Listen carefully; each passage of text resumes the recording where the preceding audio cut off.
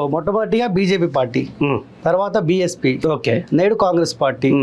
ఏం తప్పు చేసింది? చక్రధర్ గౌడ్ని బీజేపీ పార్టీ దగ్గర తీసుకోవడం తప్పు చేసిందా? ఆ తర్వాత బీజేపీని మీరు వద్దనుకుంటే నైటే బీఫామ్ ఇచ్చిన బీఎస్పీ పార్టీ మీకు దగ్గర తీసుకోవడం తప్పు చేసిందా? లేకపోతే కాంగ్రెస్ పార్టీ ఏం మేలు చేసిన ఉద్దేశంతో కాంగ్రెస్ పార్టీ కండువ కప్పుకున్నారు? ఇప్పుడు బీజేపీ ఇవాళ చాలామంది లోకల్లా విర్రవీగుతారు, కానీ నేను పోయేదానికంటే ముందు ఆడొక్క ఫ్లెక్సీ కనిపించపోదు.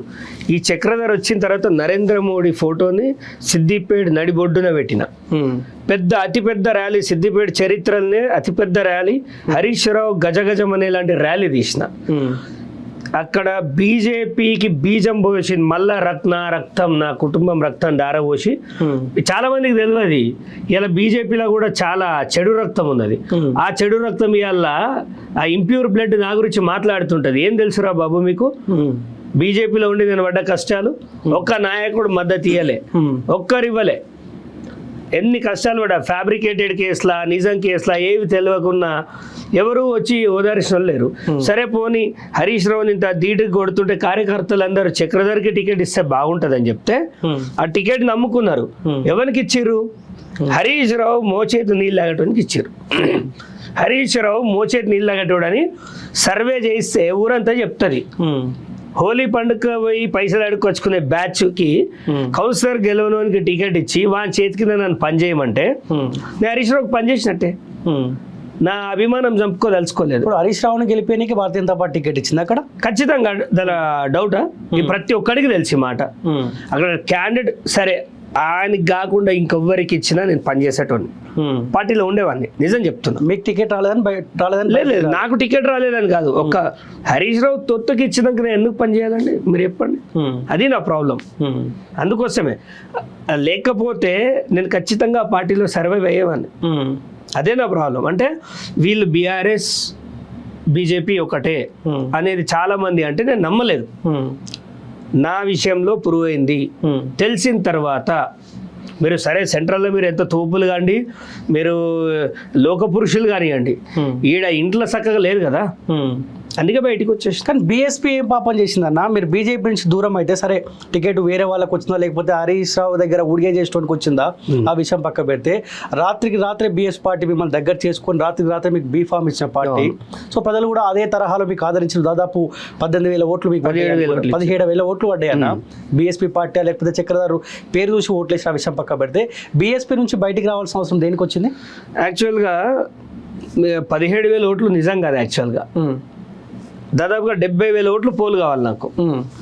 ఎందుకంటే అక్కడ నేను చేసిన కష్టం ఏందో తెలుసు.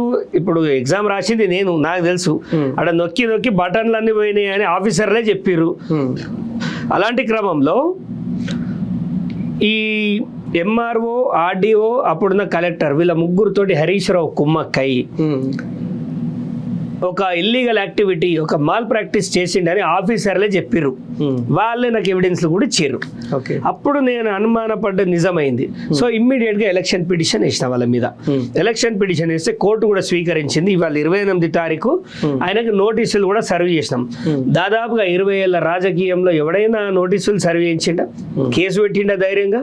ఎలక్షన్ పిటిషన్ కోర్టు అయితే ఊరికే తీసుకోదు, ఎవరిది ఇంతో ప్రైమరీ ఎవిడెన్స్ ఉంటే తీసుకుంటుంది.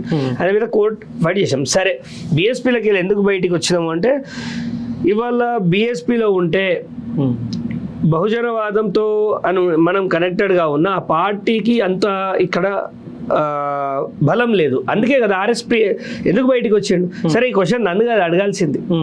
నేను అంత పడితే నెల రోజులు కూడా బీఎస్పీలో లేను. ఆర్ఎస్పీని అడగాలి క్వశ్చన్, మీరు ఎందుకు బయటకు వచ్చారు. నన్ను అడిగే క్వశ్చన్ కాదు ఇది. ఎందుకంటే నేను all of a sudden B form తీసుకోమని ఆర్ఎస్పీ గారు ఏం చెప్పారంటే, నాకు అక్కడ అభ్యర్థి లేడు, నువ్వు పోటీ చెయ్యి అని అంటే పోటీ చేసిన నేను. సభ్యత్వం కూడా బీఎస్పీ అవసరం కోసం చక్రధర్ గౌడ్ ని దగ్గర తీసుకుంది, అడిగిరు. అంటే వాళ్ళు బీఎస్పీలో కార్యకర్తలు చాలా మంచి వాళ్ళు. చాలా మంచి వాళ్ళు, నాకు చాలా సహకరించారు సిద్దిపేటలో. నిజం చెప్పాలంటే ఒక్క రూపాయి తీసుకోలేదండి. ఇంత భోజనం తిన్నారు, అది కూడా పాపం ఇంత పప్పన్నం తినే పని చేశారు. వాళ్ళకి సెల్యూట్ కొట్టాలి ఎప్పటికైనా బీఎస్పీ వాళ్ళకి. వాళ్ళ మీద ఎప్పుడు నాకు కృతజ్ఞత ఎప్పుడు ఉంటుంది. ఓకే. అంతేగాని నాకు బీఎస్పీ తోటి ఏదో వాళ్ళు చెడ్డవాళ్ళని అదేం కాదు, కానీ మనం ముందుకెళ్ళాలి అనే క్రమంలో ఇప్పుడు గవర్నమెంట్ ఉంది. మరి గవర్నమెంట్ లో ఉంటేనే గవర్నమెంట్ లోకి వస్తామంటే, మరి బీఆర్ఎస్ ఉన్నప్పుడు అయితే వాళ్ళ జోలికి పోలే కదా. ప్రభుత్వం ఉన్నప్పుడు ఫైటింగ్ చేశాను నేను. కానీ కాంగ్రెస్ పార్టీలో 6 గ్యారంటీల్లో కౌలు రైతులు కానీ ఏది కానీ నన్ను చాలా నా సబ్జెక్ట్ అది. సో మా వాళ్ళకి, మా రైతులకి ఏమైనా చేసుకుందామని ఈ పార్టీలకు వచ్చింది. కానీ ఎక్కడ మూడవర్తలేవు కదా సరే, కౌలు రైతులకే మేలు చేయడానికి కాంగ్రెస్ పార్టీలో చేరిరు అనుకుందాం. అవును, రైతు బంధు తోటి ఇప్పటికి రైతులు, మీరు రైతుల ఎజెండాగానే ఇప్పుడు రైతు బంధు ఏం చెప్పిండు మీకు గతంలో తెలుసు. 2 ఏళ్ల కిందట నేను నా రైతు బంధు రిటర్న్ ఇచ్చిన, తీసుకోలే. రైతు బంధు ఇవ్వకండి, 5 ఎకరాల లోపే ఇవ్వండి అని ఫ్లెగార్డ్ పట్టుకొని కూడా కలెక్టర్ ఆఫీస్ ముందు నిలబడ్డా. అవి కూడా తెలుసు మీ అందరికి. ఇవ రేవంత్ గారు ఇప్పుడు ఏం చేసారు, 5 ఎకరాల లోపు ఉన్న వాళ్ళకే న్యాయం చేస్తా అన్నాడు. అంటే ఎటో నా 1 విష్ అయితే ఫుల్ఫిల్ అయింది. ఆల్ ఆఫ్ ఏ సడన్ అన్ని కావాలంటే కష్టం. ఒక్కొక్కటి అవుతుంది. ఒక ఏడాది టైం ఇవ్వాలి గవర్నమెంట్ కి. ఎందుకంటే వీళ్ళు సర్వనాశనం చేసింది వ్యవస్థ ఈ హరీష్ రావు. కానీ అసెంబ్లీ ఎలక్షన్ల కంటే ముందు ఈ మాట మీరు ప్రజలకు ఎందుకు చెప్పలేకపోయారు? ఏమని? 100 రోజులలో 6 గ్యారెంటీలు మేము పూర్తి స్థాయిలో అమలు చేస్తామన్న మాట మీరే చెప్తే, అరే 100 రోజుల లోపు 10 సంవత్సరాల కాలం పాటు ఏ జీవితాలు అయితే ఆగమైనాయో, కాంగ్రెస్ పార్టీ అధికారంలోకి వస్తే 100 రోజుల తర్వాత మా బతుకులలో మార్పులు వస్తాయని ప్రజల ఆశతోటే మీ పార్టీ కోటేసారు కదా. సో ఇప్పటికి ఎందుకు ఇంకా రైతులు ఇబ్బందులు పడతారు? రైతు బంధువుల విషయం ఇట్లా మీడియాకి ఉత్సాహం ఎక్కువ ఉంది. 100 రోజుల పండుగ మీడియా చేసుకుంటుంది తప్ప ప్రజలు ఎవ్వరు 100 రోజులల్లా పాప వాళ్ళు కష్టం అన్ని చేసామండి. ప్రతి ఒక్కటి సిలిండర్ కాడ నుంచి ప్రతి ఒక్క విషయం మేము క్లారిటీ ఇచ్చిన తర్వాత ప్రజలు మాకు సమయం ఇస్తే మీడియానే ఇస్తలేదు మాకు సమయం. ఇలా మీడియా అత్యుత్సాహం ఏంటంటే తప్పు పట్టాలని. ఎందుకండి 10 ఏళ్లలో కేసీఆర్ని ఈ తూర్పున పట్టేది ఉండే, మమ్మల్ని ఎందుకండి 100 రోజులకే బజార్ గుంజి వేషం వేస్తారు? కొద్దిగా ఆలోచించాలి, కొద్దిగా టైం ఇవ్వండి, ఒక ఏడాది టైం ఇవ్వండి. ఇప్పుడు ఇప్పుడు ఒక ఇంట్లో నుంచి ఒక ఇంట్లోకి పోతేనే ఆ క్లీనింగ్కే చాలా టైం పడుతుంది. మరి వీళ్ళు చేసిన దరిద్రం 10 సంవత్సరాలు మొత్తం స్కాములు ఉన్నాయండి. ఇక సీఎం రిలీఫ్ ఫండ్ చెక్కులలో కూడా స్కాములు చేసిన ఎదవల్ని వీళ్ళని జైల్లో నూక్త తప్ప ఇవాళ శుద్ధి అయ్యేటట్టు లేదు రాష్ట్రం. ప్రస్తుతం శుద్ధి నడుస్తుంది, వెయిట్ చేయాల్సిందే. ఓకే. బీజేపీలో ఉన్నప్పుడు ఆ సిద్ధాంతాలు, ఆ కథ వ్యవహారం అని చెప్పి బీజేపీలో తిరిగారు.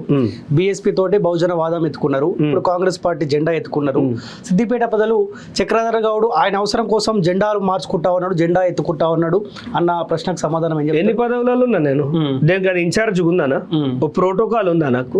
ఇన్ని పదవులలో వేనా కదా. కానీ అల్టిమేట్ ఒక టార్గెట్ తోటే జెండాలు మార్చుకుంటా ఉంటారు కదా. డబ్బులే పెడితే, ఈ జనానికి పెట్టే డబ్బులే ఆ నాయకుల పార్టీలకు ఎవరికో పెడితే ఆబ్వియస్లీ ఉన్న ఫ్యాక్టే. ఏదో సీట్ వచ్చేది, ఏదో ఒకటి వచ్చేది, మంది మార్బలం వచ్చేది. ఏంటన్నా చూపించారు మంది మార్బలం కండవాలు వేసుకున్న వాళ్ళు నా చుట్టూ. పార్టీలో ఉన్నది ప్రజాసేవకే.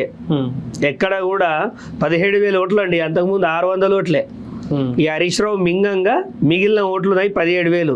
మా ఓట్లన్నీ మోసం చేసి మాల్ ప్రాక్టీస్ చేసి ఇప్పుడు లీగల్గా 17,000 చూపిస్తుంది. అవి కూడా ఏం నాట్ ఏ జోక్ కదా, 17,000 ఓట్లు అంటే.